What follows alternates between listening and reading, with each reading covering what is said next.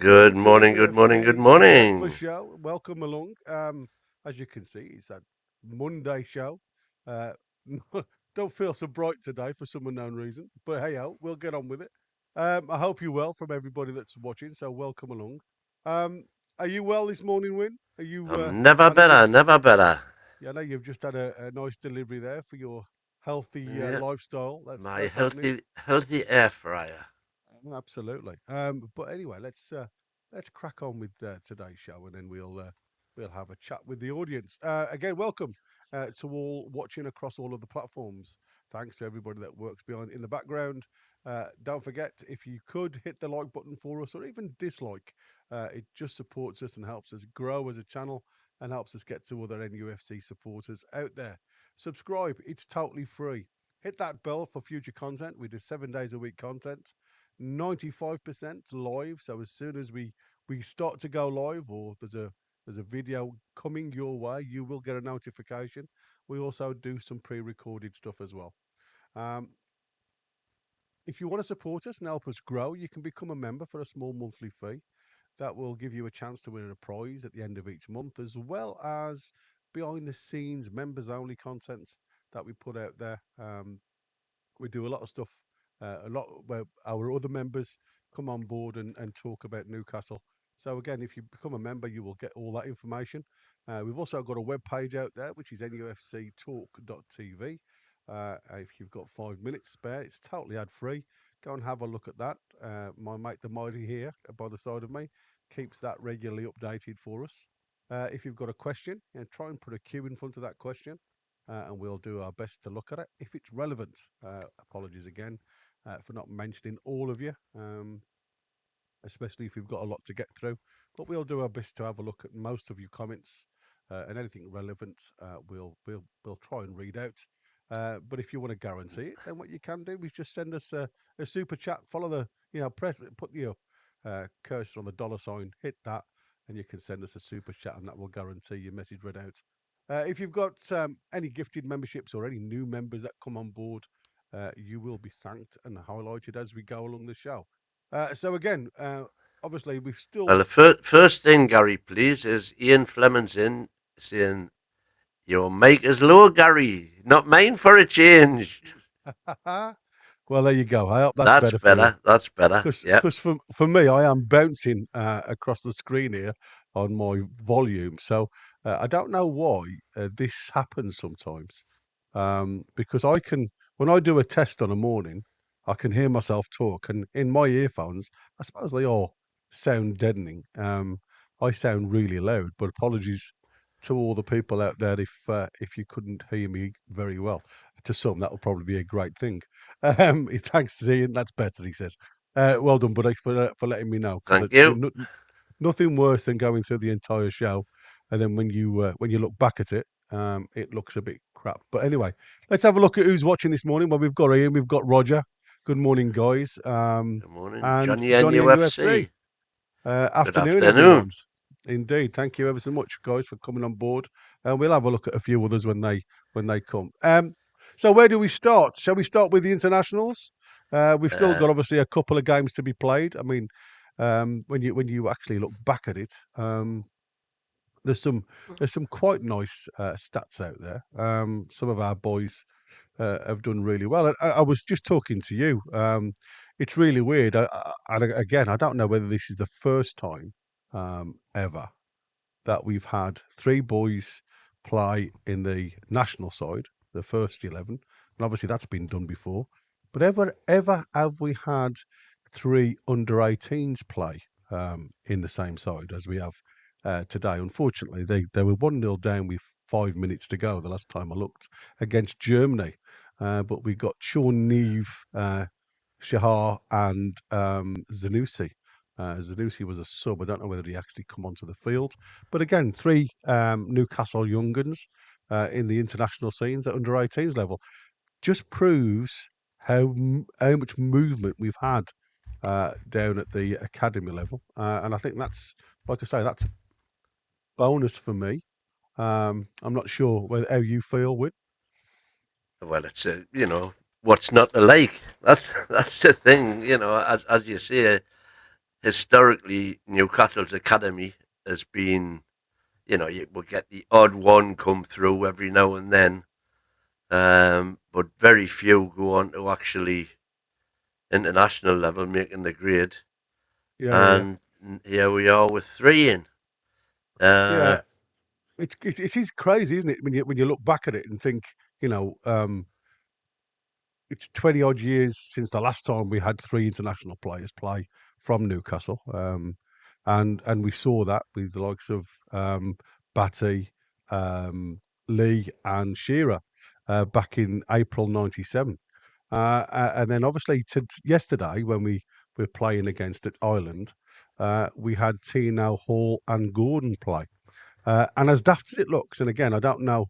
Um, how clear this is, whether it's again, I don't always trust a lot of the sources when they give team um, stats out. But our three boys yesterday were three of the highest scorers in the England side. Anthony Gordon came out with a 7.7. According to them, he was man of the match. Lewis Hall as a 7.3 and Tino Livramento 7.4. The closest one to him was Bellingham.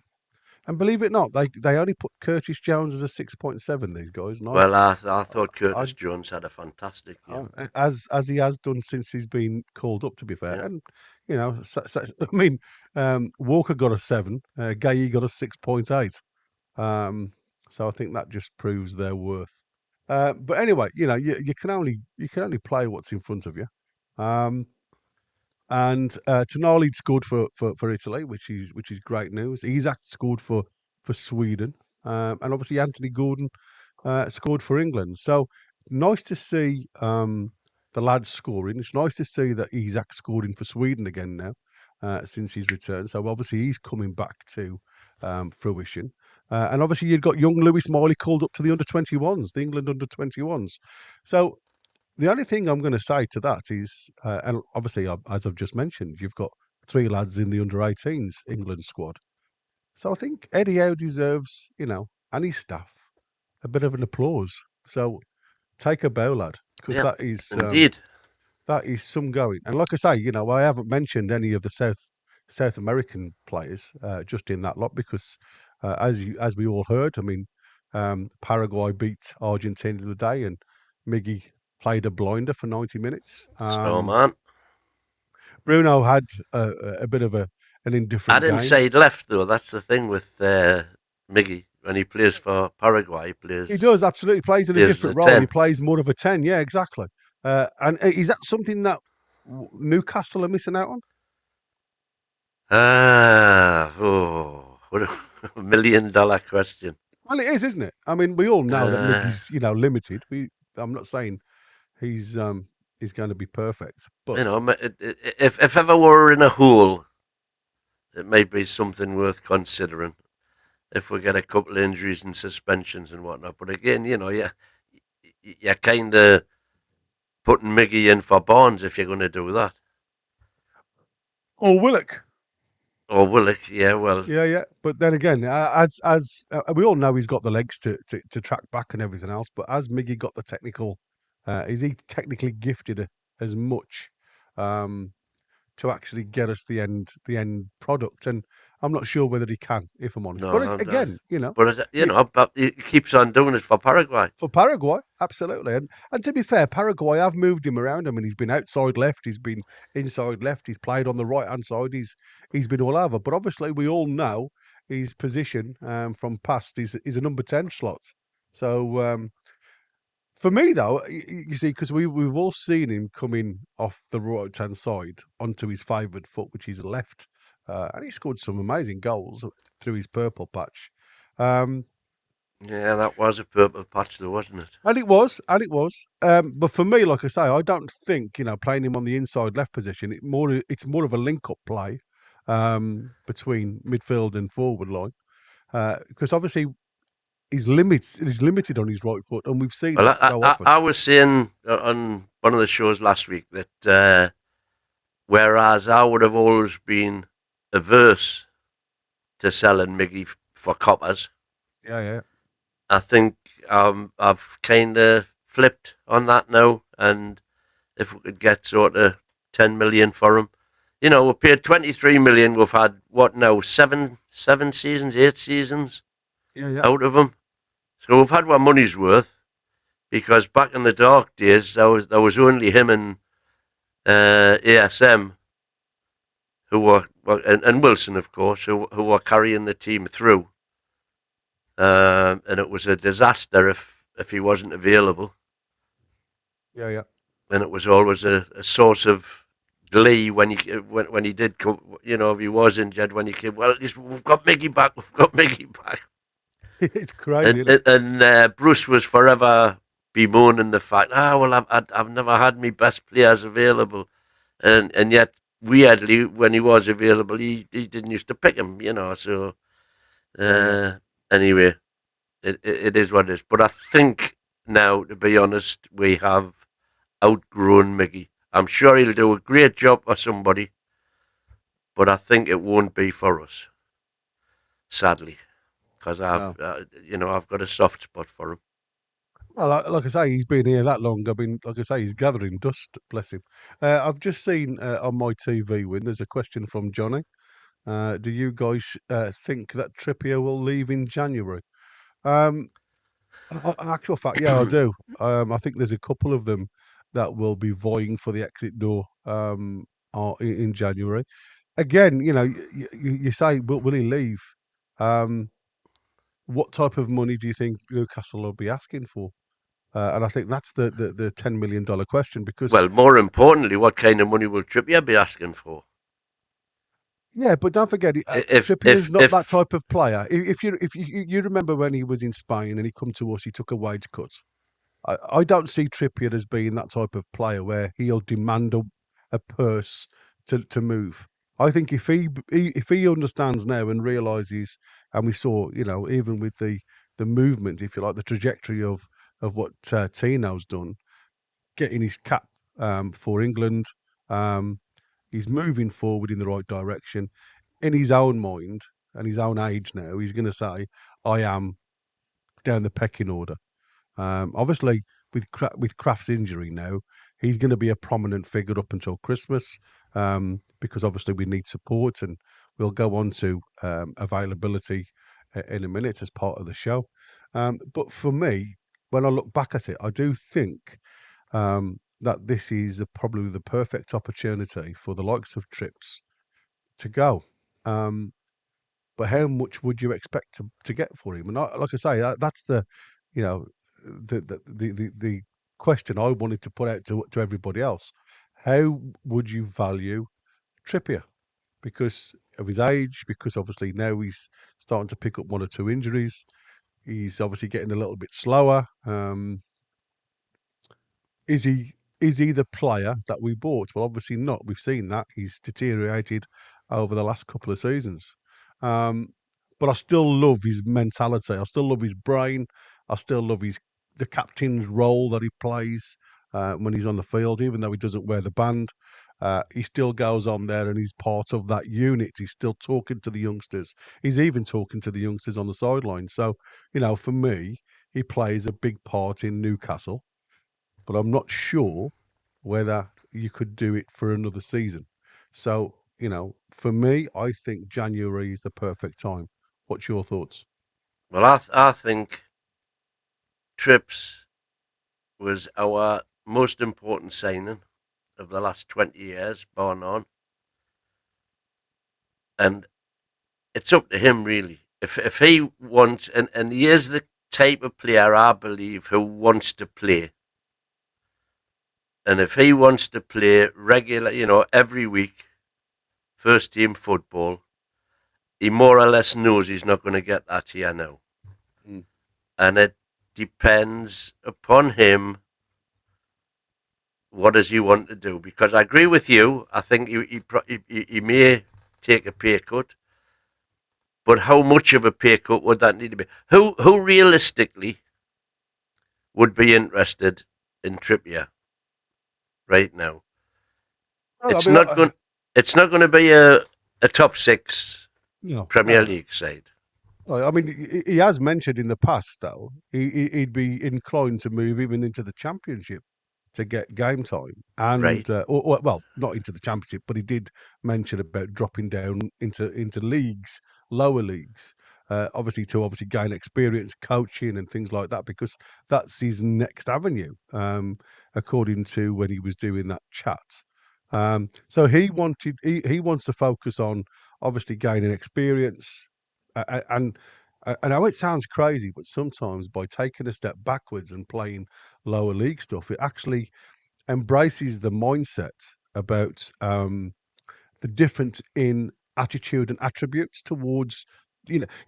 And don't get me wrong, I watch a lot of League Two stuff, and National League stuff, uh, and people say to me, why do you not watch Championship or Champions League even? Well, they're elite players. They've made their name.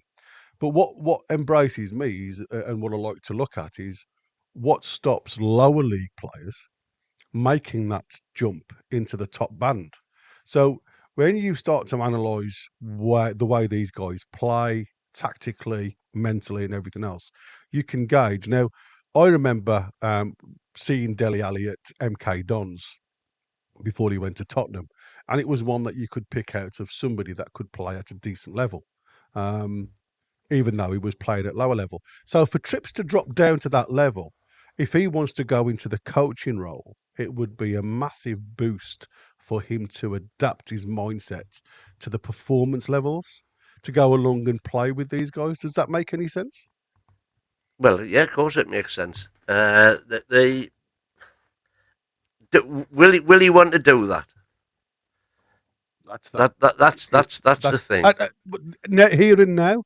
That's what I'm saying. Is it here and now that he's decided my time at the top level of football is gone, and if I want to keep playing minutes, I need to move to a lower level or a lesser league? I don't think he would drop down to two. Listen, I'd be perfectly happy for to keep Trips with a view to him moving into the coaching side of things. Yeah, yeah. I think his attitude and his experience that he can pass on to the rest of the squad, I think could be invaluable. And if we're talking about only getting, are you going to get more than 10 mil for him? I mean, I've seen in the comments that people are saying 12 to 15. Yeah, well, I'm not sure that's going to be a figure that's going to be bandied around. I kind of think the same. And so, as long as he was happy, I'd be perfectly happy to keep him on. Yeah. Obviously he wouldn't be one of the top earners, but he would still be earning more here than he would anywhere else. Certainly in the Championship or Division Two, Div One, as you've said. Yeah, I'm not saying he'll go to. I would never say you'd go to probably Div One, or League One. I think he could still make a name for himself in Championship. But it's like I said, it's a case of he's got to make a decision now, because obviously we know the family issues and everything else. There's obviously his family have moved um, back across. I don't know, is it Sheffield, somewhere To around there? Lancashire Lancashire. somewhere it is, I think. Yeah, yeah. So now he's not, whether he's commuting or backwards and forwards, whether he's still in a relationship, I don't know. But I think he's got to make a decision now whether he wants to stay in the northeast and maybe go down that path that you've just surmised there.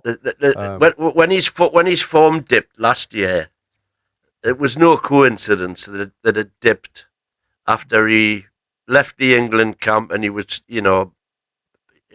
kind of public knowledge really that he Yeah, was yeah, sorting out his family issues, that he family was having issues. problems at home, and so you're never in the best mindset to play your best football, and that was sort of typified by the mistakes, completely strange mistakes for Trippier to make against Everton at Costa and against Chelsea in the Carabao Cup. That it was his three of his mistakes led to 3 goals, that cost us dearly. But then when he came back, the couple of games he played, when that was all behind, he was back to his best. He had two excellent games. So I still think he can do a job. I mean, I think he's not necessarily from set players now. No, because they've dropped even, haven't they? Because they went right off the boil. Yeah, But exactly. his open play, typified by that lovely right foot volley, a cushion volley that he put in for, I think it was exactly not in. He was back to his best then. And really, he hasn't. Then he got injured again. So I haven't seen a lot of him. I still think he can do a job for us. I'm still not, even though Tino's got his cap now, and good on him for that. I'm still not 100% convinced that Tino is the finished article yet. He's definitely he will become the finished article. I've got no doubt about that. But he still has deficiencies, and I think Trips could do a job in certain games. Yeah. Probably better than Tino. And I think Eddie probably knows that as well. I think Eddie would be very reluctant to let him go. He's one of the leaders in the dressing room. And like I say, his attitude is second to none when his head's right. So I'd be, it wouldn't bother me at all if we kept him. And if he went, he would go with my absolute full blessings. Yeah, because absolutely. he's been brilliant for us. I have no issues with who he is as a player. Like I say, for me, when you've got a player who's even out on the sidelines, that's still giving the youngsters some backing. It's a player with the mindset still involved in the club. You see a lot of these players that have fallen out with the club from days gone by, even where they just sit in the dugout, arms folded, and really don't give a monkeys about what's going on outside, outside of their world, if you like, because they're not involved in it. Trips is very still motivated in the results for Newcastle, and I understand that. But it's like I said, we've got to stop for me, you've got to stop the emotional attachment now. I think there's a time. I think he's done the cause. I mean, He's got us on the there is trajectory. of course me conspiracy theories. There is of course a third possibility for Trips, and that's that he goes to Saudi, and we'll get 40 million for him Well, magically. exactly. You don't know, do you? But like I say, for me, I do think we've got to stop this emotional attachment to players, and No, but there I has got think to be a selling clause. with a good a life changing pay deal for him in Saudi, that would certainly be tempting. I would think, and then he can go and do that for a couple of years and then concentrate on coaching. On coaching, exactly. I mean, Because there's potential out there. he would walk into any coaching staff. I would think on he'd have to do. I don't know if he's done his badges even, but he would have. Yeah, well, he hadn't started. According to that, it's something that he's got to look at seriously going into over the 12 months. Now, I'm talking 12 months ago when we saw that interview. So he potentially could have done now. That's one of the reasons why he's probably been a little bit more behind the scenes and not involved or seen around the ground as often. It could be the fact that he started his coaching badges and he's had to go elsewhere to do it, especially while he was recovering from his hamstring. So let's move over. Let's What have were a you going look to at a say? few comments on what we've been discussing so far. And wait a minute, no, I'll leave that one because we're going to come on to that. Alan, not for me. This is Almiron we're talking about. Yeah, not for me. Get rid as soon as possible. River Plate are reportedly interested. Almiron not good enough for us. PDK in 5 to 8 for Trips. Yeah, I think you'd struggle to get 10 myself, but who knows? There was report. I said if somebody come in with 10, I'd snap their hands off. Yeah, reports that Everton. That is true. Yeah. Foxy Miggy was getting criticised when he was playing right wing and they were losing non-stop. New manager Alfaro, a miracle man, has Miggy getting man of the match performances and undefeated wins against Argentina, Brazil, Venezuela, and draws against Uruguay and Ecuador. So yeah, this Alfaro, That's there's a name to think about. Can he do a job in the Prem? what I said. But it's true, though, isn't it? When somebody comes in with a different vision, how it can bring a player up. And like I said, it's not as if they haven't played anybody. They've played some good teams there. Oh, not off. Um, Well, so that South American qualification for all they get. I think it's 5+1 in the playoffs out of 10 yeah, countries. It's still tough, tough, tough. it's tough And going. that's proven when the World Cup actually comes around. That's Argentina, Brazil, Uruguay are always up there in the quarterfinals. Maybe man of the match in South America, but I think it's time up here. Yeah. I think realistically 10 million for Trips is fair, even though he's probably worth more in football knowledge, leadership, and as a teammate. That's my point, Dean.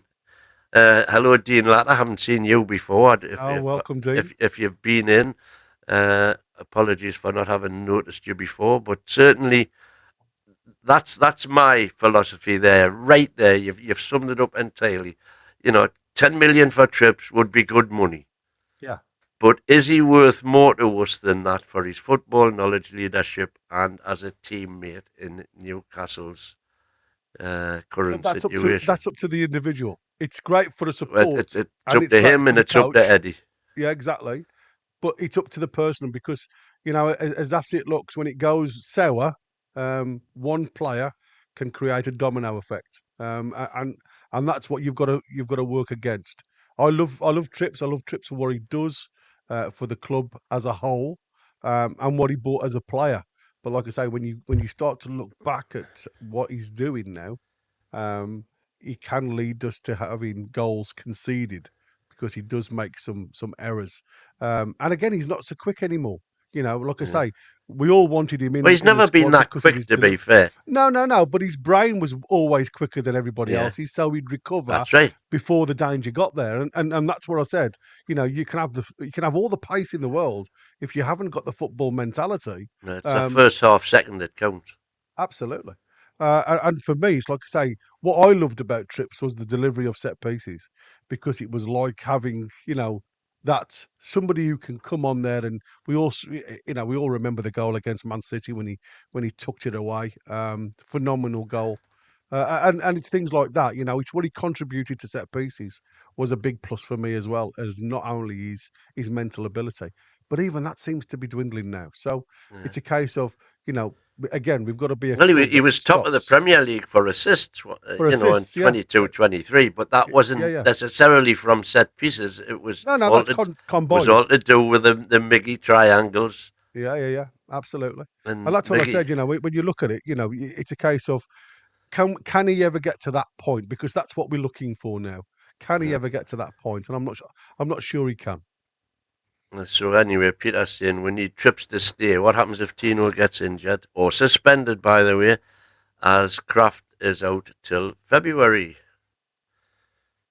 Ian Fleming, I would keep Trips for his leadership qualities and give him a chance to start his coaching badges at the tune if he wants to go down that route. Yeah, I wouldn't have any problems with that at all. If he was happy to stay as a squad player and man about the changing room, his value would be more beneficial than what we get by. A lot of people agreeing with my philosophy, yeah, Yeah, absolutely. which Yeah, makes a change. Oh, well, lads. Uh, well, it is Monday. uh, River play obviously makes perfect sense for me. The opportunity to play one of the biggest clubs in world football. Not many better stadiums in the world either. A no-brainer for him as he supported the Absolutely. club. Well, he's got the River He's got the Plate tattoo tattoo on his back, on his hasn't he? shoulder. Yeah, on his shoulder. And obviously, there's pictures out there of him wearing the River Plate shirt as a kid. Mm-hmm. The biggest problem for me, like I say, is whether River Plate are willing to pay the money because obviously there's talk about them only wanting to pay £10 million.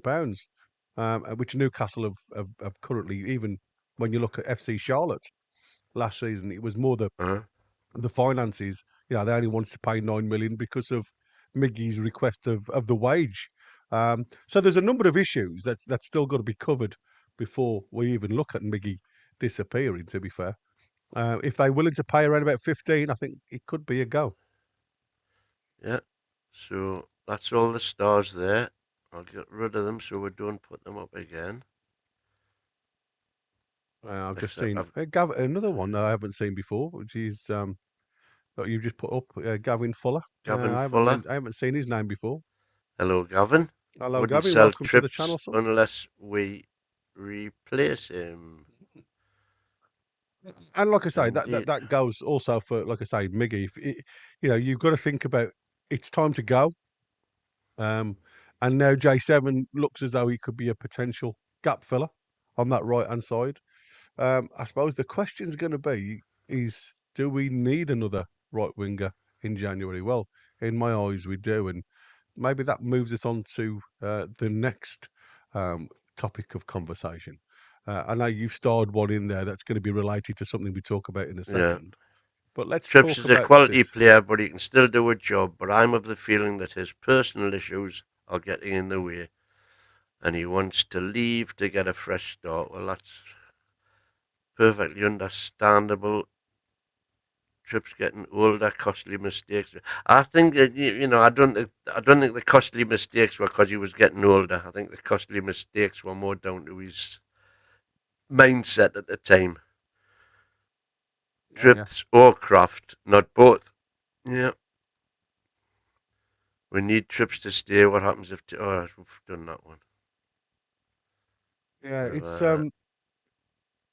going on to these potentials then, because again, I want to see what other people think of this, because there's a rumor, I suppose you can call it. I'm not saying it is anything to look at, but there's a report in the Chronicle Live that's come out that Liverpool are looking to offload one of their players that they bought in at the beginning of the season, which is Chiesa. The only player they brought in. Federico Chiesa. And he's played once since joining Liverpool.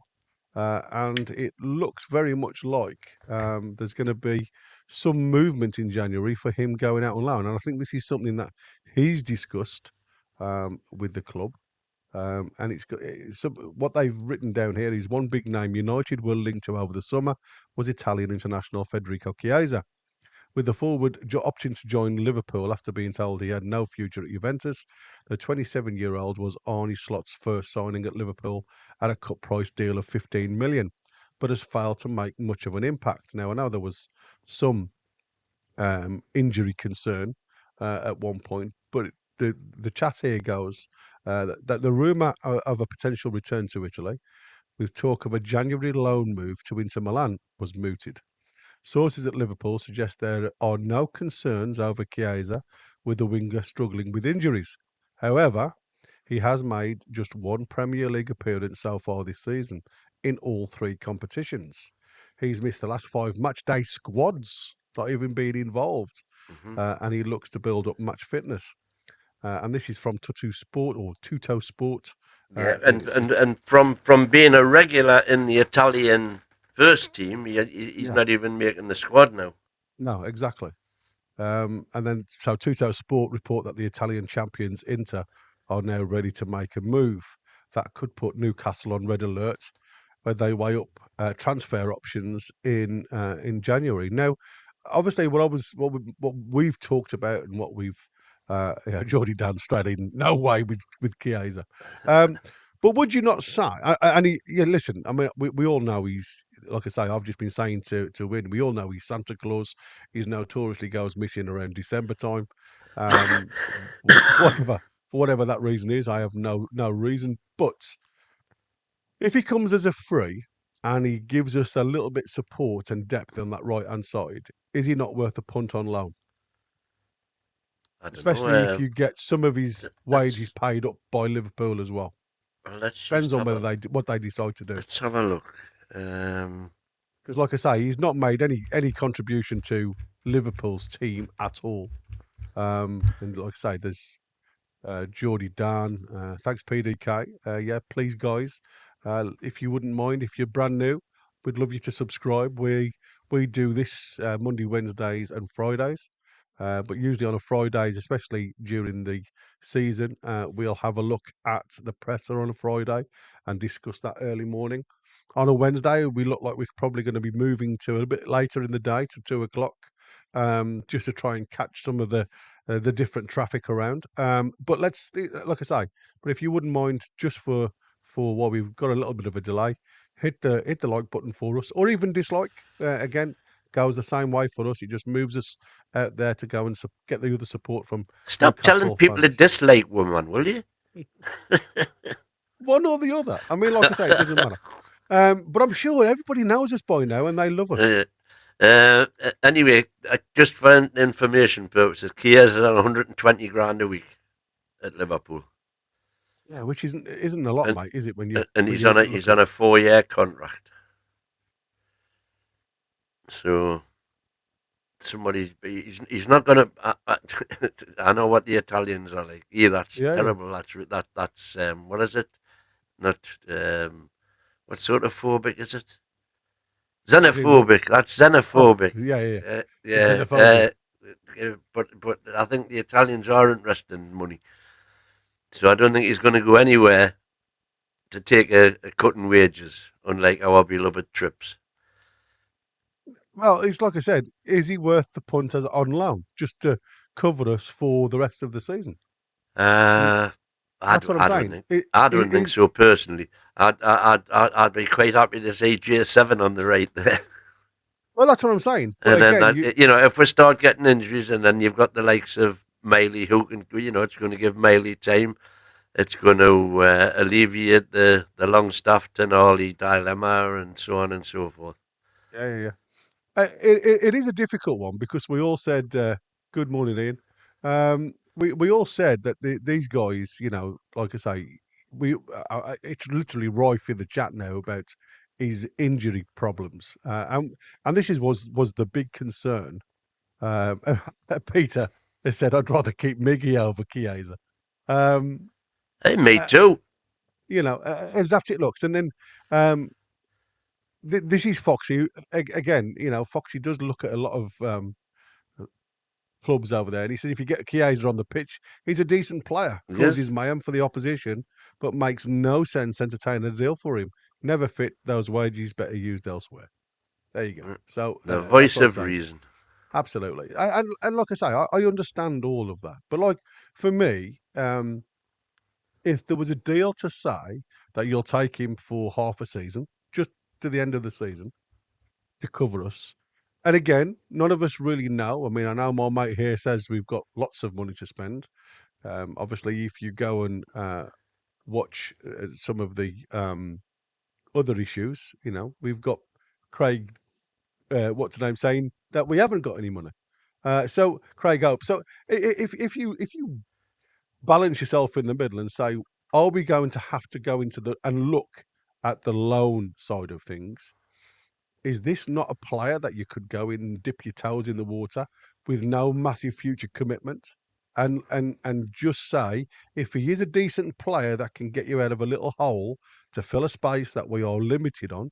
I mean, everybody moans about Miggy playing out there. Everybody moans about Jacob Murphy playing out there. So if you've got somebody else that has got a bit of ability that can score goals from that right hand side, because if you think about it, if you look at this season, we're 11 games in now, how many goals have come from that right hand side? Well, how many goals have come from anywhere? That's Oh, that's we've scored from the left coming in. We've scored up top now, but have a look at how many goals we've scored from the right hand side. Um, well, uh, we've got a belter on Sunday, a week past Sunday. Absolutely, and you are limited to what comes in from that side. So, like I say, it depends on. It does on for me personally. It would depend on the deal. I wouldn't say no. I wouldn't say it would depend on the deal if that's the type of player that they'd be looking at to come in and do a tuna played one more than sick notes. And that's and like Geordie Dan said exactly Yeah, what you've just said there. Look, yeah, I think J7 and Gordon have took some of the pressure off the right wing situation until we sign Mbeumo in January. yeah. Well, Yes, like I say, open. Yes, open. yeah, that's what I said. Let's see, because like I say, Or Craig even Hope seems to even think not. let's go a bit further down the line and let's just say we give West Ham a good old stuffing, which is leaving them down among the dead men. Who's to say we can't get Bowen in January? Well, it's crazy, As isn't it? I, Because for me, I you mean, know, and I, I would listen. I would take him when we, but as you know, Barnes, Bowen, and Mbeumo were my two. They're the two players I would have gone for in the summer, yeah, yeah, and they're still in that order for me. I would rather have Bowen than Mbeumo, yeah. and didn't he show It that is last night crazy. as well? Yeah, yeah, yeah. It is crazy to think, like I say, as you've just been alluding to in the green room, with your figures that you've had in the past, that according to Craig Hope, we've got no money for January. Yeah, Um, well, I respect Craig Hope and his sources, but I've done the sums, and if we haven't got 140 million to spend, I want to know where it's gone Mm. because we've had the revenue, we've had it in, and we haven't spent it. So where's it gone? Yeah, it is a crazy situation that we find ourselves in. Like you say, over a period of two transfer windows now, having to sell players to reach the ceiling, or to get under the ceiling of PSR, uh, has been absolutely crazy. And obviously now, if you read some of the headlines out there, the next port of call could be the likes of Botman going in January, um, which I find, again, I'll say that in tongue in cheek, because any player that's going to be, or any club looking to get the money that we would want for Botman, it's a big risk for him just getting over his ACL and not coming into too much football before he's sold on. So, how would you go about, if that is true, if that rumor is there's some meat on the bone for that? I don't understand that. Anybody coming in and paying 50 plus £1 million for a player just getting out of an ACL to allow us to go out there and spend money. So that there's a question mark over what Craig Hope has been saying. I'm not. And again, where's that money gone that we was going to put down for Mark Gay if we've got no money? You got me? And that's what I look at it. I think And a we, Lessie, because we were in for a Lessie at the yeah, very start of the window before he went to Bayern. Would put crazy. 70 down for him. Yeah, yeah. Chris Rodham, welcome, Chris. We can't afford to let players go unless we have a replacement, and Yeah. that's how I look at it now. I think it's got to be one out, one in, and if it's obviously we got to look at a better ranked player. And like I say, Foxy said there's a lot of better players out there than what you'd be looking at paying out on wages for a loan player. You might as well go and find some. Mm. Um, Now, obviously, on that score, let's have a look. I have had a look this morning that Newcastle step an interest in the astonishing ace with a £84 million release clause. Now, again, this is Football Fancast, and again, I don't know where they get the sources from. Um, so it just comes under the Newcastle transfer news, and it's obviously talks about the likes of James Trafford being lined up as our future number one, which is what we all know about from last season. He's still in there, and then there's obviously another intriguing rumor. Now, again, this I want to see people's reaction to this, because this made me laugh when I read this yesterday. Another intriguing rumour that was emerged has seen Newcastle linked with a move for Pogba, whose career has fallen apart in recent years, following drugs charges that ended up leading to an 18-month ban reduced from 4 years. He is available to play from next March. However, And the Magpies are apparently eyeing a move in January. They'll take one pinch with a pinch of salt. So again, what's your thoughts on Paul Pogba coming to Castle? Well, he never did it, did he? Like so many continental players, they come to the Prem and they find it's a different animal. Chris hates me saying that, but the Prem is the hardest league in the world. There's no easy games in the Prem, none. And you don't have the time. Pogba needs time. He to strut his stuff, and if he's given time, he can strut it, or at least he could. I don't know whether he still can. He certainly could. The reason Man United spent as much on him because he was a quality player. But introduce him to the Prem, and then all of a sudden he's got no time to do his fancy tricks and flop, flop, flop. And attitude as well. By all accounts, his attitude stunk when he was at Man U. Yeah, Alan's saying exactly that. And obviously PDK. I would stay away from this kid. I wouldn't touch him with a barge pole. But who knows? You never know. Can Eddie sprinkle his magic dust on him and get him to be a team player? Soon coming back. And Chris Richardson, he's put down here, not sure money is the issue, as we have had to be very careful with wages since the UEFA rules, as we have to be 80% of our revenue this season and 70% next season to play in the UEFA competitions. Yeah. Well, I mean, we know that obviously we have to be very careful, and obviously recently with all the new contracts that have been bandied out to our players. Is that one of the reasons why? Even with all the new contracts, so this is with Gordon on 180, Bruno on 160, J7 on 150, and all of the rest. We are currently literally on 100 million. Just if Copper's over 100 million wages,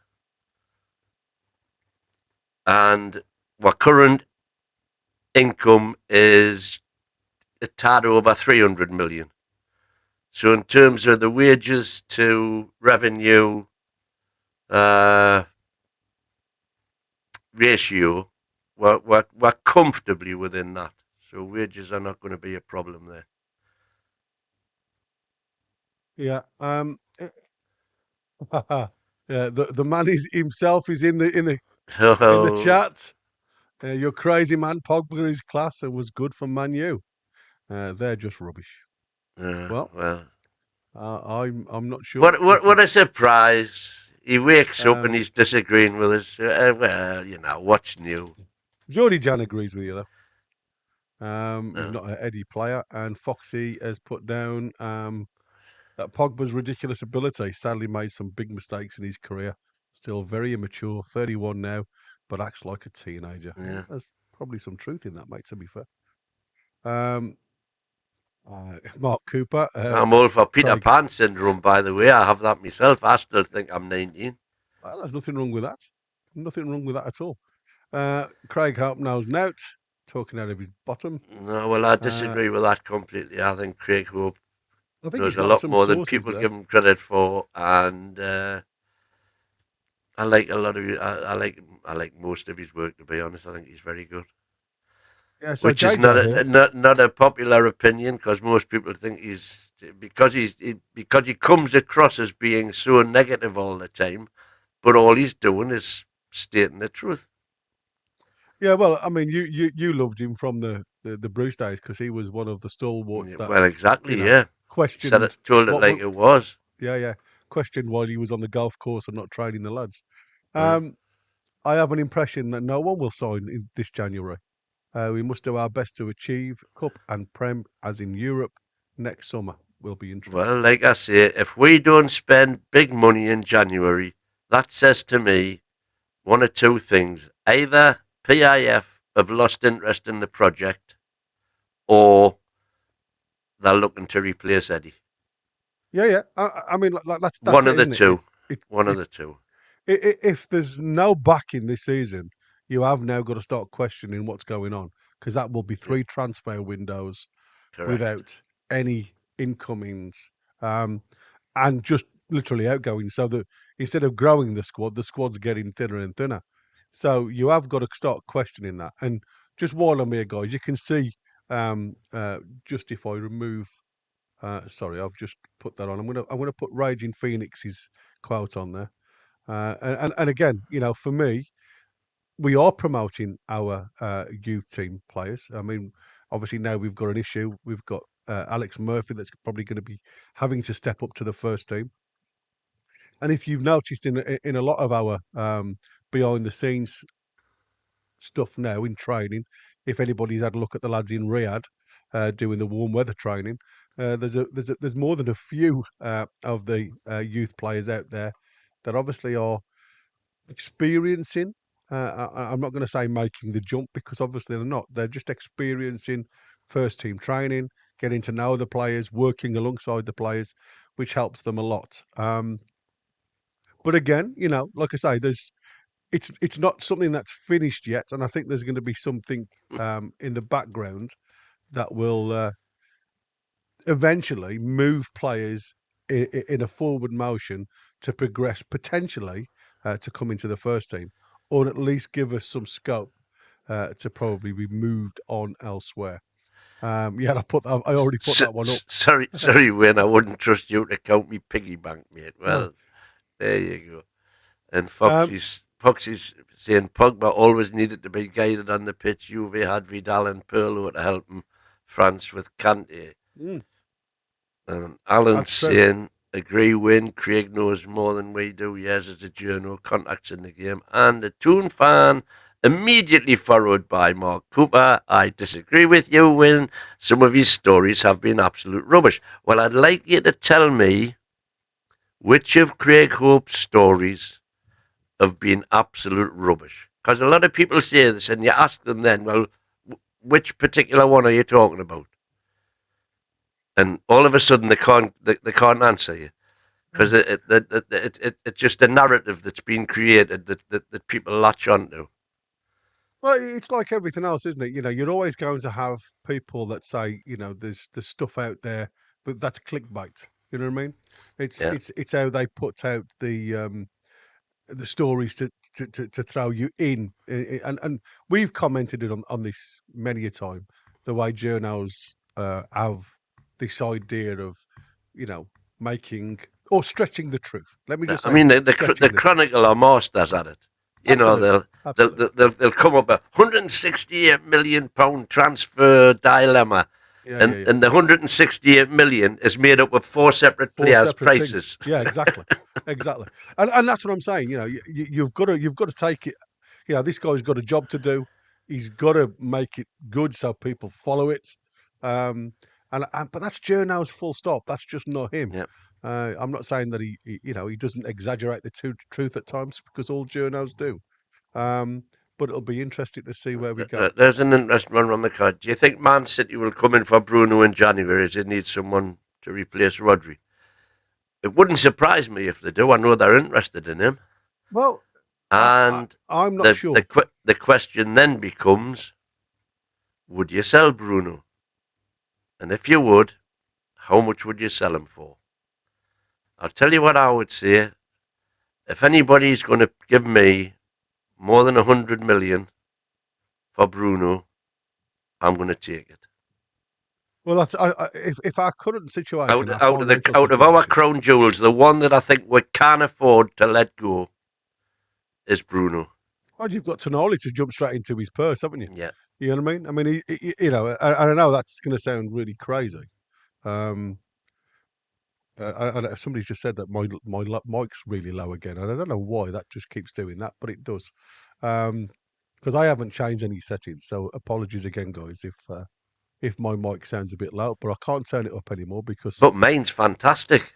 Oh, of Because course, he said that. Wins is Cause beautiful compared to you. me and Chris spent about 3 hours last night with the bloody mic All software right, I've trying just to adjusted my mic, so I'm hoping get it sorted. Well, you I sound sound fine to me better anyway. now. Well, that's what I'm saying. It sounded great this morning when I was in my use. just going back onto that subject now, when we were talking about Bruno, right? When we had a Man City fan, and some of the comments that came from Man City towards Bruno, even though there was a massive potential chance that he would go to Man City, or at least in their thought process, was the fact that Man City didn't like the way Bruno collects the ball and sometimes loses the ball in that last third space defensively. The likes of Rodri doesn't do that, and so forth, so forth. So they wanted somebody who could receive the ball from the keeper, play, and then go. Coming from Man City, they were saying that he takes too many chances, and could we And afford to do that? Pep wants his players to treat that ball like a baby. Like the baby, yeah, You exactly. do not give it away at any price. So that was a negative response from that was from Man City, right? But that was when they had Rodri. They now don't have Rodri. So to answer your question, for me, I know it sounds crazy, but anything north of £80 million in our current situation, because we've got Tonali on the bench, I would potentially think they would think about it. Like I say, I wouldn't go for 80. I'm just saying in our current situation, if money is the object, and we have to sell to buy, because that's what it very much sounds as though people are alluding to, I would definitely say to myself, if I was going to get north of 80 million, and I've got a perfect replacement sat on the bench, it'd be gone, because I could use that player to go two more. There's an interesting scenario. We could loan Bruno to City with a big loan fee.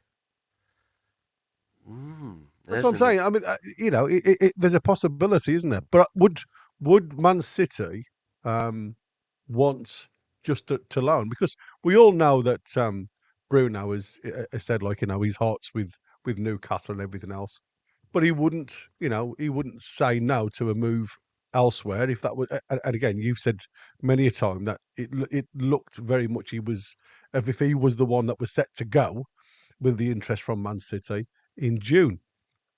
Yeah, that was what Amanda was counting on.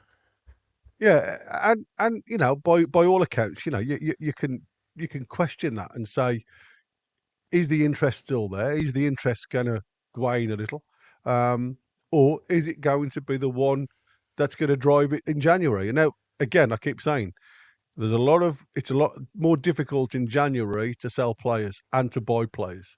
And it's got nothing to do with the money. It's got nothing to do with anything like that. It's obviously a lot of players don't want to move in January because of the time. I mean, yes, we have got Anthony Gordon in January when he came to us, but he's, obviously an English player living in the country. To do that to a foreign player has sometimes a problem, and they don't adjust very well for when you actually need them if you get massive injuries. Geordie Dan says, I think Bruno would say no. Brant, give us a thumbs up, mate, if I sound a little bit better now. Geordie Dan saying at least 8 figures. Club won't sell Bruno in January, too important. At least 100 million, Alan says. 100 mil minimum for raging. I would agree. 100 for Bruno, yes. Foxy saying, agree, win. 100 million is great business. Bruno being brilliant for us, but everyone has a price. Yeah. Yeah. The rare occasion I agree with win, though. PDK, if we could loan Bruno to City with a big loan fee to help our PSR, as you said, I would be okay with that. Have we won a game without Bruno in the team? Yeah. We beat Chelsea with Tonali in his place. So that's what I said. I mean, you have got the like for like replacement. And like I said to you before, in my eyes, I think Tonali's a better player. I only say that is because he don't take as many risks as Bruno does. And don't get me wrong, Bruno's magic in certain ways, and I'd never say he wears a magic hat. He does. He wears that magic hat. And for me, I would never want to. I don't want to keep saying I want to sell him. And plus, I don't think I want him out the door, because I don't. I just think if the price is right, you've got to question whether you sell or not, because, like I say, that one sale with the direct replacement could bring 2 more players that you need. No shot we sell Bruno, says Brant. I won't do it. What if we sold but loaned back next season? Yeah, well, I mean, like I say, if Man City come in because they're looking to buy or a replacement for Rodri, they're not going to loan him back, are they? But again, what happens to Bruno when Rodri comes back? Will there be a spot in the team then? This is something that the player has to look at, I suppose. Well, let's move on and have a look at what PDK brought up early on. That this Friday is a meeting of all the CEOs of the Premier League to discuss the changes that are required to make the current APT rules, which have now been proven to be unlawful, lawful.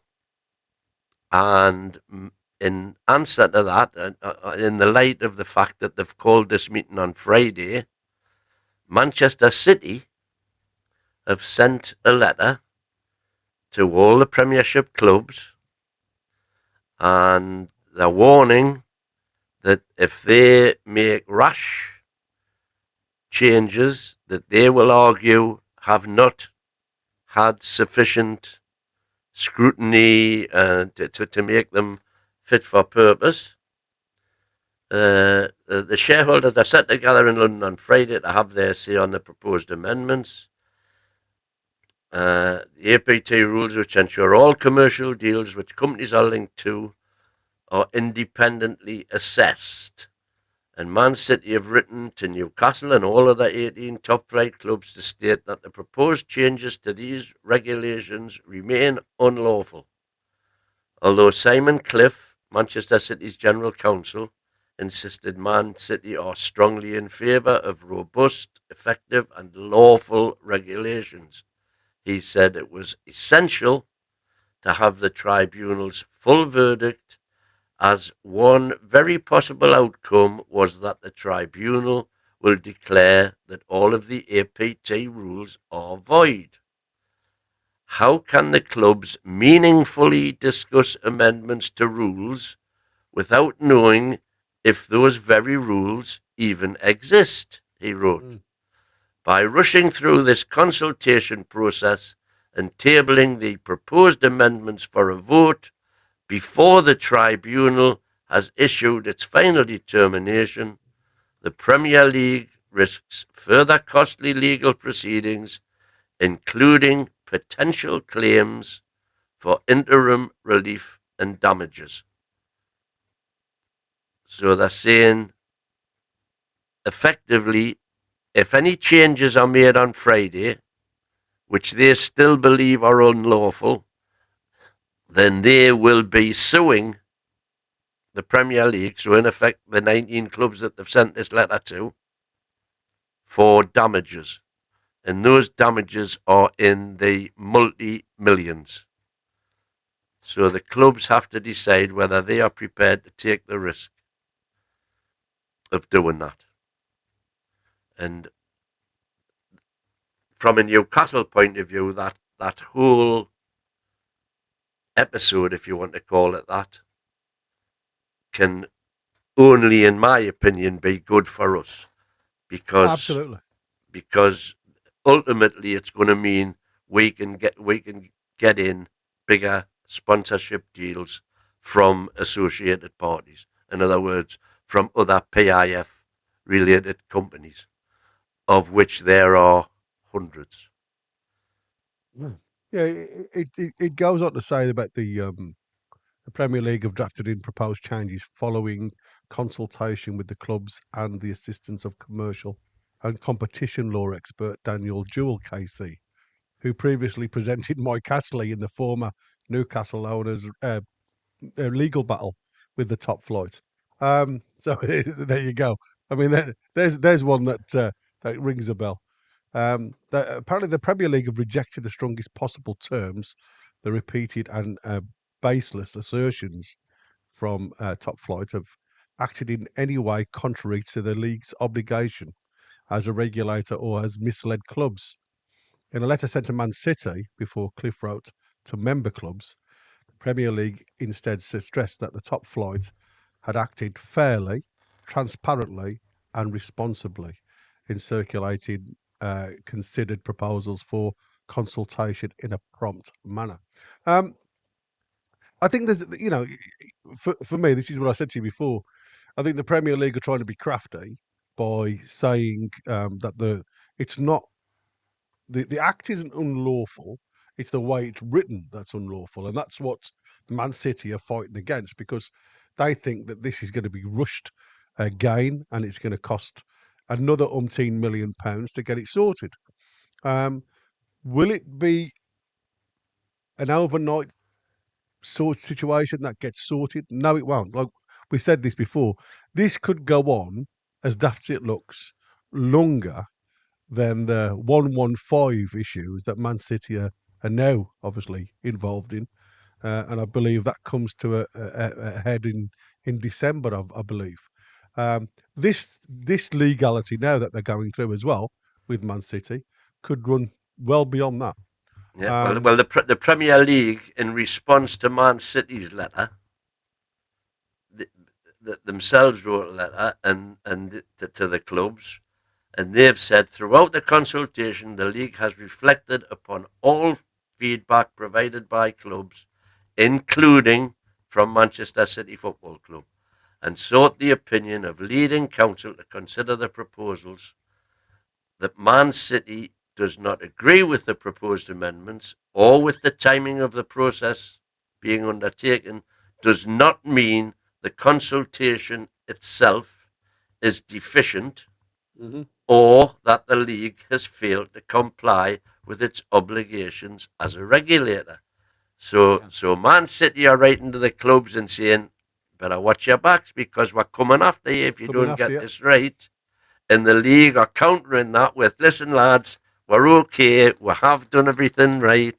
Despite what Man City are saying, we're going to have your backs. So the Premier that they added that the fact that Manchester City does not agree with the process does not prove a credible basis to impugn it. Yeah, that's a lovely word, isn't it? On a Monday, Isn't it? Impugn for a Monday morning. Absolutely. So again, it basically you pays your money, it takes your choice, and it's down to the clubs whose legal advisors do they believe the most. Manchester City's who've already got a proven track record, or the league who've got a proven track record of failure. So it's crazy. It's interesting times ahead. So I mean, well, you remember the last time they organised the meeting and then it was cancelled at the last minute. They said, well, hang on, we'll take a bit longer. And the result of that is this meeting that's being organised for Friday. So it'll be interesting to see whether it actually happens or whether the Premier League again say it, right, wait a minute, lads, forget about Friday's meeting. We're going to have a bit more thought on this, and we'll let you know the outcome. Well, that's what I said. I think this could run a lot longer than the 115. Yeah, I think from what I remember, I'll check it up in time for Wednesday. But I thought the 115 was due to finish in February. No, I think it finishes December. The results will be out in February. Right. Apparently I knew the latest February. Yeah, I knew February came into it somewhere. Yeah. And Key 88 has just put something in there. Let's just show that because I have starred it, but we might as well show it. Stefan Borson said earlier on TalkSport that he would expect the vote to be pulled until the arbitration panel explained the results of their findings in full. So, and like I say, with this thing, and it was really funny because obviously Keith Pattinson, who's the Newcastle Consortium Supporters Club, he was saying about taking a bill. The club can't do it, but as supporters, we can do it. And if you put 6 points forward, you've only got to win one, and this gets put to bed. And it's an interesting topic, I suppose.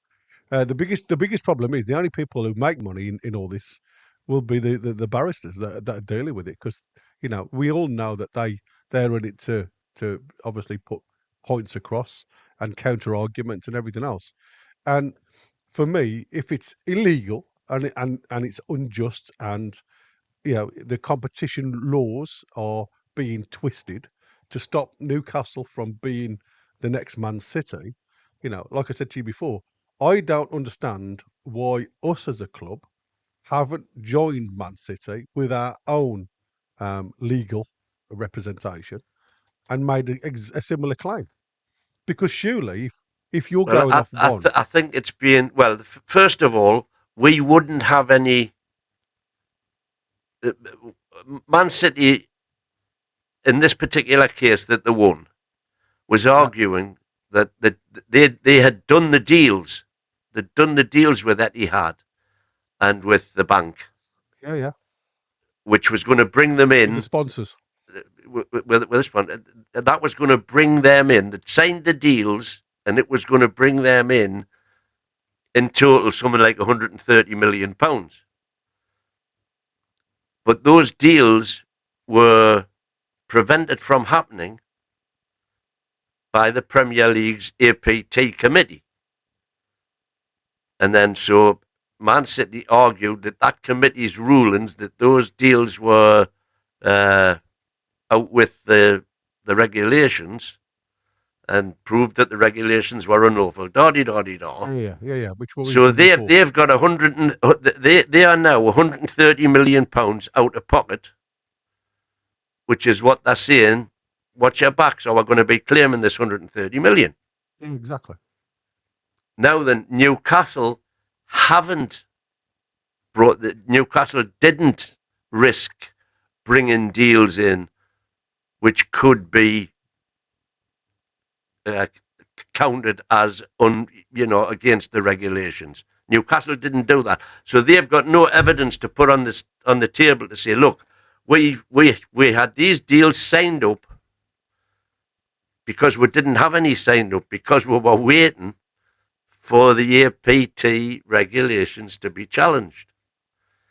So we haven't actually got a cast iron case where we can say we lost X million pounds because they chose not to inaugurate those sponsorship deals in the first place, and are still doing so. That's why we haven't got a ground sponsor yet. We haven't got a training kit sponsor. We haven't got a training ground sponsor.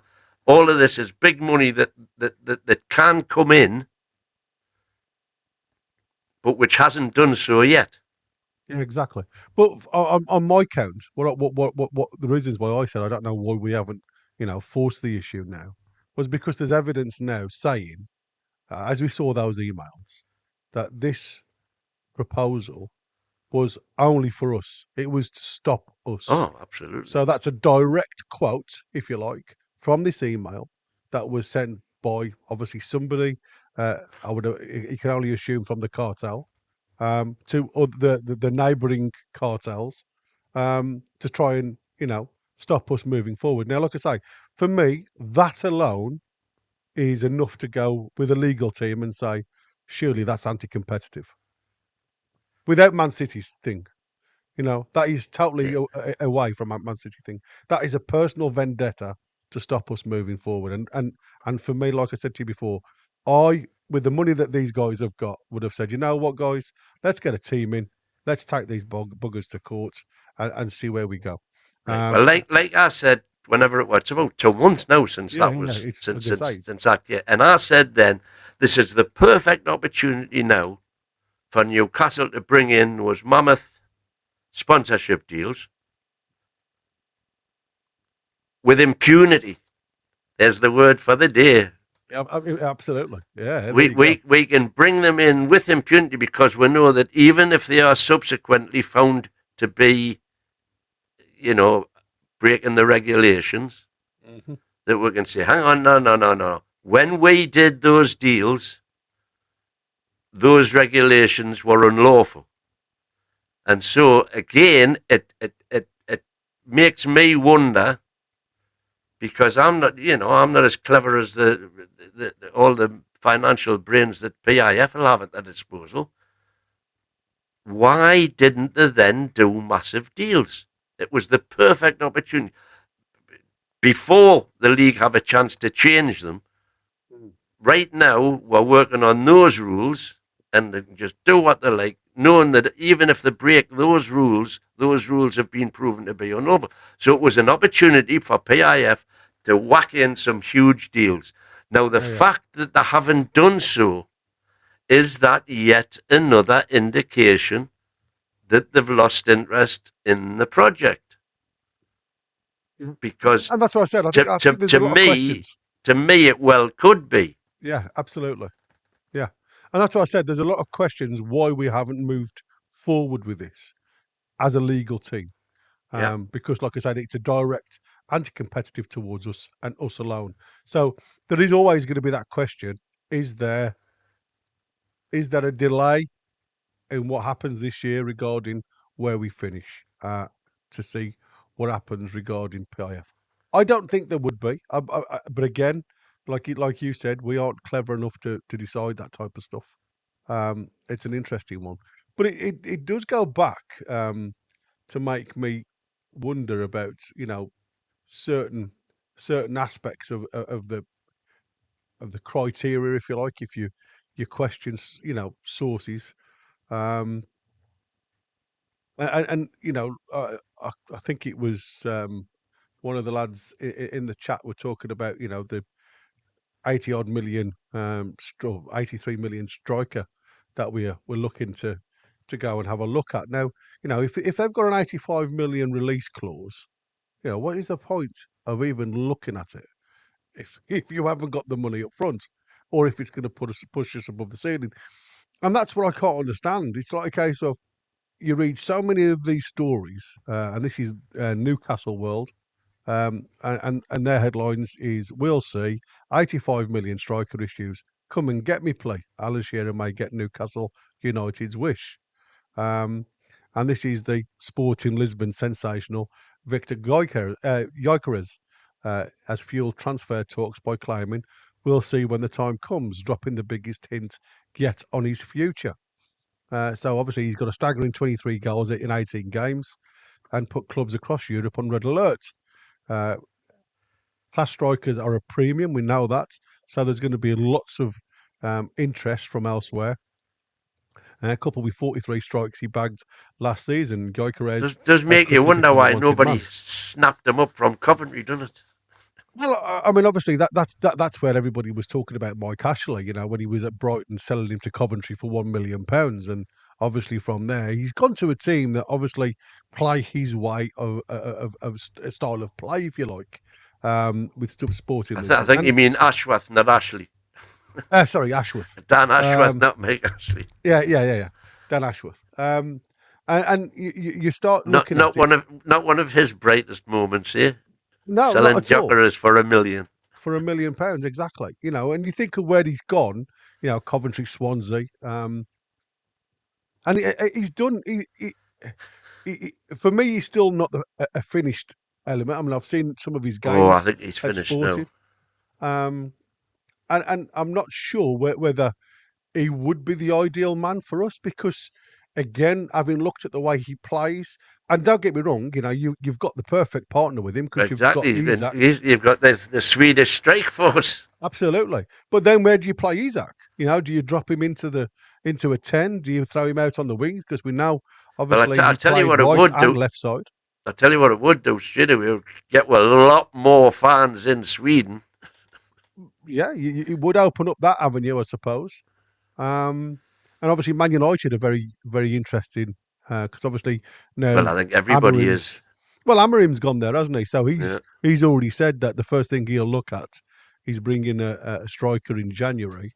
But it's whether Man U have got the money, because they have obviously thrown good money after bad, haven't they? Mm-hmm. But like I say, he has turned around and said, and this is from Gyökeres himself. He's like, if I'd be happy to come back to the Premier League.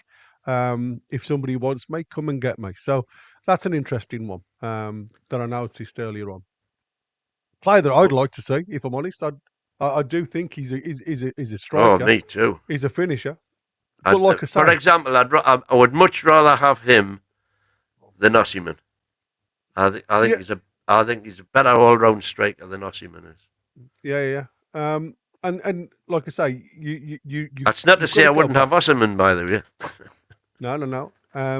And again, you go to another guy at Sporting, and we've already had there's what somebody has already put this in the chat, and this is somebody I'd got lined up for the rest of the part of the show.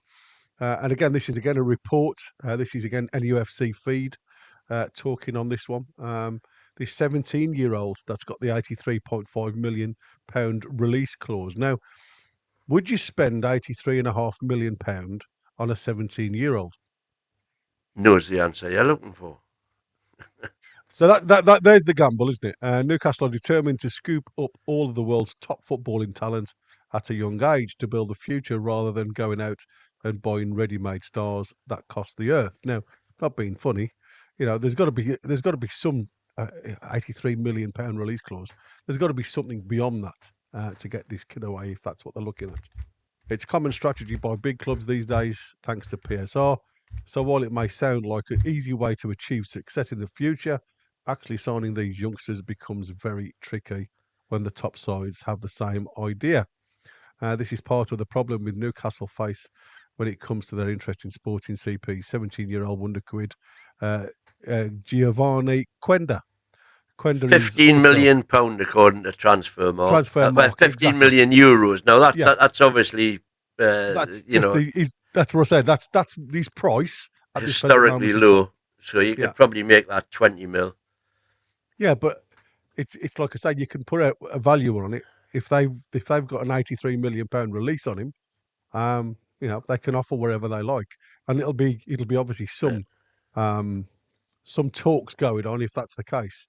But obviously, he's also been eyed up, and again, this is the few that we always know that are going to go and look at these kids: Chelsea, Arsenal, Liverpool, City, Bayer Leverkusen, Leipzig, Juventus. So Newcastle, if they Yeah. are looking at this kid, have to really start digging in and maybe throwing a contract out there that would be hard to refuse. But you've also got the fact that he hasn't even been called up to the Portuguese national squad yet. He's still in the under-21s.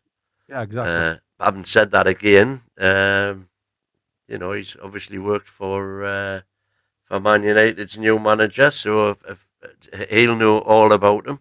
Well, that's what they said. Manchester City, Man United may feel that they've got the advantage now with both of them. To be fair, because obviously this young lad's worked with this Ruben Amorim for some time, and again, you've got to look at the competition. It's all about money, mate. At the end of the day, and So that's what I said. he's It can be he's played 18 games for the first team. 18 games, 2 goals, 2 assists, 2 yellow cards. yeah. So in total, 11 in La Liga or Liga or whatever they call it in Portugal. One in the cup, 4 in the Champions League. So just 11 league games. Nobody's going to be spending anywhere near 80 million on somebody who's only played 11 league games. Mm. Not that I would think. Certainly Newcastle will not be in that ballpark. The Yeah. one that caught my attention this morning is that, especially in the light of the fact that we're looking, some sources are saying that Botman could be on his shirt, and they're looking at Giorgio Scalvini from Atlanta, who had such a fantastic season last season. And he is expected to bring in, let me have a look,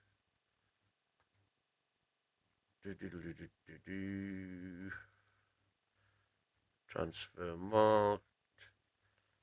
They're saying 45 million euros. So what's that? 40 million quid. 40, yeah, about 39 million, isn't it? Yeah. Centre back, 20 years old, 6'4". And I've actually the page I've got up here at the minute is his injury history, which is cruciate ligament tear, 169 days out. Yeah, yeah. Missed 17 games last season. He missed 8 games with a hamstring, 1 game with a shoulder injury, 1 game with an abductor injury, 4 games with lumbago for a young lad, dear me, and another 2 days with lumbago. So he Yeah. missed half the season.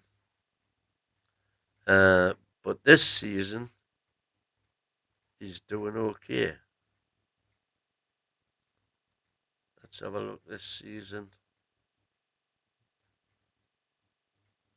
33 games he's played this season, with 1 goal and 3 assists. Yeah. That cannot be right. 30. No, that's 23-24. Where are we?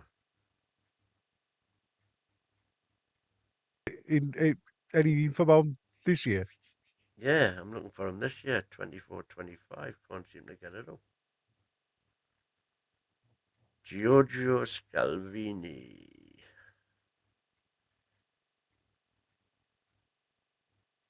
We've got to have a like a. You look at what we've got now. Ah,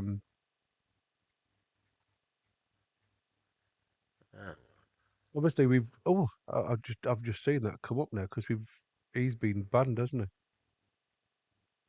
who's that? Spare Star facing further ban versus Newcastle after FA rule break. Um, that's an interesting one. Tottenham spare is Rodrigo Bentancur. Uh, Bentancur. yeah, has been hit with a ban from the Football Association, but still a risk of further suspension. Has been hit with a 7-game ban after controversial remark after his Spurs teammate Son Heung-min. In an interview with the Uruguayan television, Bentancur suggests that all Korean people look the same. On Canal 10, Bentancur was asked to display a shirt of a Spurs player, to which he replied, translated from Spanish, Sonny's, it would be Sonny's cousin too, as they all look the same. The 27-year-old quickly apologised and admitted it was a very bad joke. Bentancur's apology was seemingly accepted by Son, who expressed his love for the midfielder. It hasn't helped him much, though, has it? So yeah, there you go. So he's been hit with the FA charge for misconduct. It's crazy, isn't it? Now, like I mean, obviously we all say, as a footballer or as even the referee, everything now is video and everything is obviously there for everybody to see. Once you say it, there's no retracting it, because it's out there for everybody. Scalfini, not for me, says Foxy. Suits him in the back three. Look poor, whoever he's been. Back four, bad injuries as well, plus a high price. Better options elsewhere. Shall we have a look at some of the starred Yeah, before let's we do it. start to close Can you do down those this while evening? I have a quick? Yeah, no problem. Let's have a look at some of these starred comments. Where are we? Crikey, we've got a lot of them. PDK has put down the new APT rule to be voted on Friday by all 20 EPL clubs are still unlawful according to Man City. Look like it's has been pushed back again. So any potential sponsorships will be pushed back. Yeah, that's what we said before. Gavin Fuller has put down wouldn't sell trips unless we replace him. We've done that one, haven't we? Geordie Yeah. Dan, did you say you got rid of some of these? So it looks like we've Yeah, got yeah. I got rid of a load. I'll tell you where. agreed win Bowen would fit Eddie's remit. English Just a 27. There's minute. decent foot on him, so I'd be happy with Bowen too. If it's not Mbuemo. Fair enough. Alan has put down No, yeah, I've had agree that win. one. Craig Hope knows more than we do. Years of journal contracts, too fan. That's it. We've done that one. Ian Cooper, we've gone and said, disagree with you. When there's some of his stories have been rubbish. We've done that one as well. Yeah, yeah. Well, I'm Okay. saying if you go down to probably PDK, which I'll put up now, that was Yeah, but 22 minutes ago. is that the reason why? Yeah. The reason why we have no new sponsorship deals signed off slowing us down. We need an outcome sooner rather than later. And that's an outcome to the To whole the thing, yeah. APT thing. So This is Darren continue Lees. below that, and I'm still trying to. New Premier League sponsorship rules. They are trying to push it. He's still holding us back unless you're one of the cartel clubs. Yeah, that's exactly true, buddy. Queenie's put in. There's plenty of meat to chew on, to go through, and Premier sides, including Newcastle United, have everything to gain. It's never right for an organisation to lord over anyone or groups. Darren Lee, and headline is busy January awaits, but over the weekend it sounds quite the opposite from reports. I think, like I say, it's going to take a little bit of sorting. This one, I don't think it's going to go really quick. Geordie Dan, I think PIF are playing the long game. They now have people like Simon Jordan arguing Newcastle's case, and PSR is unfair and unlawful. Yet we have done nothing publicly to disrupt. Quite clever. Right. Yeah, it's So, cool. so he Ian, played his first game. That he missed the first two games. We're talking about. Oh no, that's Jerry there, man. No, he still hasn't been. Sorry, carry on, carry on, okay. carry on. Ian has put down that PIF haven't lost interest. If it was so easy to do big sponsor deals currently, then why hasn't any other Premier League club done the deals either? And that's also true, I suppose, because, like I say, it seems to be quite across all the ideas. Graham from TC Travels, welcome, buddy. Man United skint. They have the Danish lad at 75 million and another at this summer at 50 million. Now to Gyökeres, 27-year-old and 83 million. Think not. So sign David from Lille for 40 million. Well, like I say, he's actually in talks with Man City, isn't he? Gyökeres. Apparently, his agent is trying to voy up a Gyökeres move, so that'd be an interesting one. But again, like I say, I wouldn't rule anything out, if I'm honest. So let's have a look at some more of the chat while Wynn's doing that. Yeah. I've sorted that one out. Is there anything else from what you're trying to look at, Wynn? No, I'm just trying to. It looks as though it's absolutely right that Ian Young he's saying he's always wanted Umbermo. It looks like Eddie fancies Semenya from the Cherries. It doesn't surprise me. What do you guys think? Well, I'd take either of them, buddy. We said at the outset, well, my mate said he's been all over the off season. We need Umbermo. And to be fair, I like Semenyo. I think he's a great player as well. From what I've seen, has he got the all round game the same as Umbremo? I'm not so sure. I mean, obviously, we're looking at that versatility. I'm not sure Semenyo gives you the versatility that Eddie wants in a player. But again, he's obviously somebody that, he has had a look at him in the past. There's been a lot of talk about Umbremo. But like I say, we all know Eddie, looking at individual players. For me, Semenyo would be a candidate that I would not shy away from. And just while we're on talking about news, guys, as you can see at the bottom of the screen down here, you've got the news rolling around. the That's not ticker. from us. Yeah, that's not from us. That's a third party That's news source. that's from Like I say, Geordie we have Boot no. Boys this morning, I think. Yeah. We have no info on any of that. That literally is just to fill the gap at the bottom. So, like I say, just to be aware of that. But like I say, again, if you wouldn't mind, just before we come towards the end of the show, just giving yourself 5 seconds or so, just to smash that like button for us. Subscribe if you're new, because like I say, that just helps us get a little bit further. You can always share your video as well to your crew. If you like what they see, maybe they do. So it would be a good one from that point of view. Darren Lee saying Did that you just Wout Love. tell you what we haven't mentioned? J7's breaking. Well, yeah, we So, mentioned that last week. yeah. But he's put a plea on his Yeah, Instagram let us leave in peace. saying there's nothing valuable left there. Yeah, He asked that his home is respected as a safe place for his family. To anyone considering doing this, please know there is nothing valuable there. What we care about most is our family's safety and our kids growing up without fear. We hope for a community where our children and everyone's children feel safe. We ask that our home be respected as a safe place for our family. We simply want to live in peace. that's the one. So, Yeah. I mean, like uh, I said, I feel sorry for the poor lad. I tell you what, I tell you what wouldn't surprise you know how much Newcastle United means to people who live in the northeast, and it wouldn't surprise me if the perpetrators get grassed up, if they've got loose lips at all, and they let it slip that the other ones that did G7. It would not surprise me at all if that information found its way back to Plod. Yeah.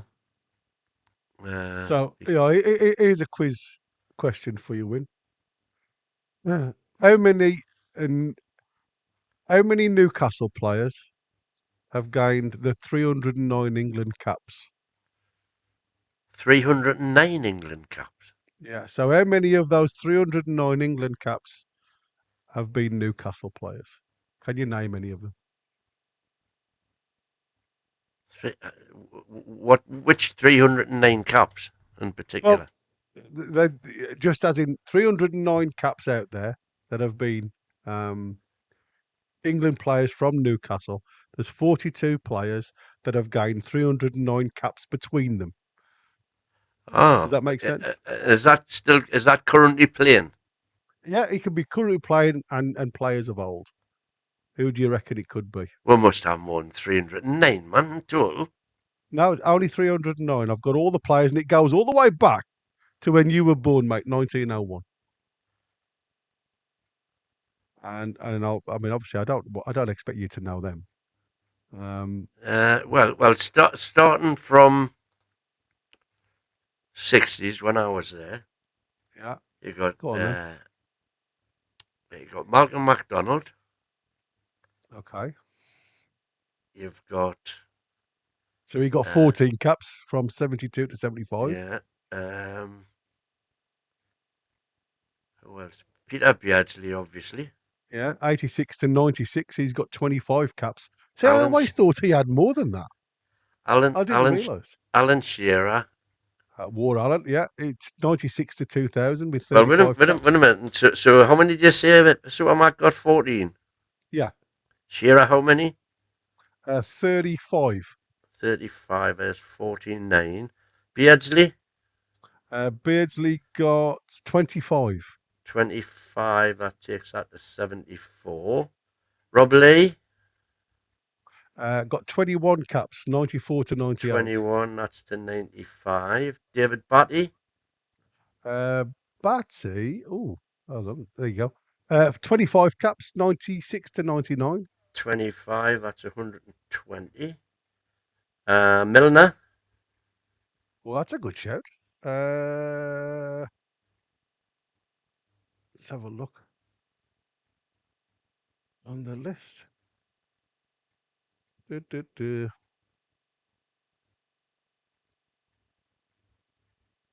I can't see him at all. They haven't put him down. Did he get an England call up? Or is this just whilst playing for Newcastle? Well, obviously Newcastle players that have played for Newcastle that have got England Well, Milner's caps. played for Newcastle and he's got England caps. Is Gaza on the list? No, because he wasn't playing for Newcastle at the Right. time. So so they had to have been playing for Playing for Newcastle Newcastle. at the time. That's why I'm giving you the years. Right. So Waddle doesn't count. Milner doesn't count. Andy Cole. Not on the list. Right. Come on, chat. Get in. Do your business. Obviously, you've got the lads that have just started. Who have they put in? Howie. Yeah, Howie was definitely in Newcastle. Stevie Howie got 4 caps, 94, 96. 4. That's 124. So let's go from the top. You got Tino now. He's got 1 cap. Lewis Tino Hall, 2 Hall. caps. Gordon has got 9 caps. Callum Wilson, 5 caps. Nick Pope, 2 caps. 2, 5, 1, 2, 7, 1, 3, 6, 1. See, there's one there I would never have got, Pope, 2, 1, 4, 3. So Trippier got 19 caps. Oh, Trips, of course. And then you've got Andros Townsend. I couldn't remember that one at all. Yeah, but that wasn't while he was at Newcastle. It was 2016. Was it? How many did they get? One cap, yeah. Andy Carroll in 2010, 1 cap. 162, 163. 164. Well, Jackie Milburn, obviously. Well, obviously he wore Jackie, yeah, absolutely. He got 13 caps, 48 to 55. 13, 177. Doug Wright as well, obviously before that, 1 cap. Who was that? So Doug Wright. He was in 30s though. Yeah, he's in the 30s, but. So how about Ivor Broadis in 54? Oh, There's another one. how many did he get? He got 6. 6 is 183. So all of them beforehand. I mean, you've got David Farhurst. Who was how many have we got late? So post-war. Post-war. Yes, let's go post-war because obviously there's loads. You've gone through most of them. Chrissy Waddle's got 8 caps in 85. But that was were they for England though? I thought he got those after he went. No, 1985. I had Waddle and I crossed it off. Yeah. I mean, you've nearly got them all. To be fair, Rob Lee, 21 caps. Yeah, well, I got Lee, 21. Barry Venison, 2 caps, 94, 95. Warren Barton, 2 caps. Oh, Barton, of course, he got 95. Then you got Les Ferdinand, 6 caps. 1, 9, Kieran Dyer. See, I didn't realise he'd got as many caps as he. Yeah, Kieran Dyer got 32 caps between 99 and 2007. 32. 32, yeah. And how many was Genus? 32. How many was Celeste? Celeste was 6. Yeah, 6 caps. 6. 32 was 2, 3, 3. And Janice was how many? 13. 13 is 2. So you got Johnny Woodgate, 2004, 1 cap. Nicky Butt, 2004, 4 caps. 7. You see, did he get 4 while playing for us? Yeah, 4 caps. And then Scotty Parker got 1 as well in 2006, along with Alan Smith. 2007 got 2 caps. Oh, that's Smith 1 and 2. 2, 5, 2, 2, 5, 4. So there's a couple of names in there that I was surprised We're to be still fair. way short of 369 though. That's only up to 254 so far. Yeah, but I've not given you any of the pre-war ones, mate. You've got Matt Kingsley in 1901, Jock Rutherford. I should have got Jack Carr. I should have got Jock Rutherford. Bert Gosnell. And we've already had Veach in the chat, so well done, anybody. He got 6 caps. How many did Jock Rutherford get? Jock Rutherford, 11 caps. Yeah, he was 10 years. I mean, bear in Yeah. mind, back in the day, they hardly played any games. They only played Ah, England, absolutely. Scotland, Ireland, Wales. That's right. It was only the local nationals, wasn't it? Yeah. Jackie Mill, like I say, down from Jackie, it goes to single figures, to be fair. Dougie Wright got a cap. Furheist got a cap. Jimmy Richardson got 2 caps. Sam Jimmy Weaver got Richardson, 3 caps. I should have had him. Jackie Hill got 3 caps. Tom Irwin got 1 cap. Frank Hudspeth as well. We should have got him, I suppose. He got 1 cap. Yeah. Charlie Spencer got 2 caps.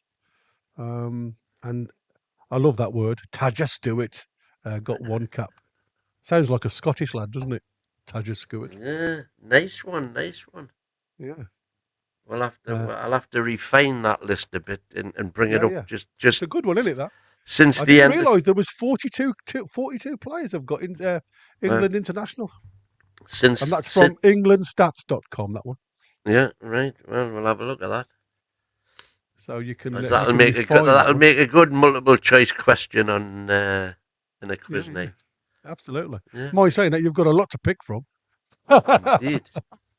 So it's an interesting one, and it'll keep growing. I hope it'll keep growing. Yeah, well, hopefully. Anyway, we've ended the show on a little bit of fun, I suppose. Anything else from yourself, Charlie Spencer? Yeah, Foxy, well done, buddy. David, 250 a week. Barton, did he not get one? No, not according to the list that I've looked at. There was. No, well, you said, but I bet you said Barton too. Did Barton get? Sorry, did I say Barton? You said Barton too, and I didn't think it was I didn't think it was 2 for Barton because the only game that he started was abandoned. It was, yeah, that the against Irish game, Ireland. Yeah, but he still got the cap. So it was there was 2 caps from Warren Barton, 95, both in 95. Right. So, well, there we have it then. There you go. So, a little bit of fun to end the show. A little bit of fun to end the show, absolutely. And what we got, I'm just going to make sure that I haven't lost anything. Keep buying Prem proven. We won't get value. Lots of better right wingers for better price, says Niall. Dean Young. But are they as good? Well, it's like anything in life. You get what you pay for. Dean Young says, I think that we need to be wary of too many free transfers. Wages will be much higher, and he will be left with players you can't move on, as wages will restrict movement. Well, Target, I suppose, a great example of that, as you said. And now we've got Kelly on big money, so he won't be going far.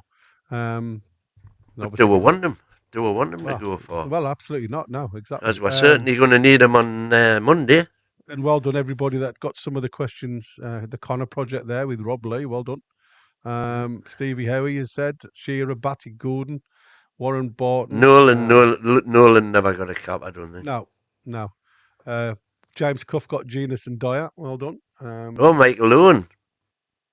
Yeah, that's what I said. I haven't mentioned all of them. Michael Owen got a load.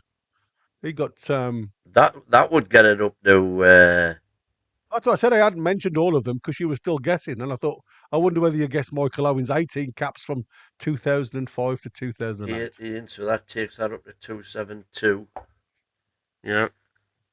Englandstats.com, eh? Yeah, there you go. That's where you'll get it from. All the info. I will have a look at that at my leisure.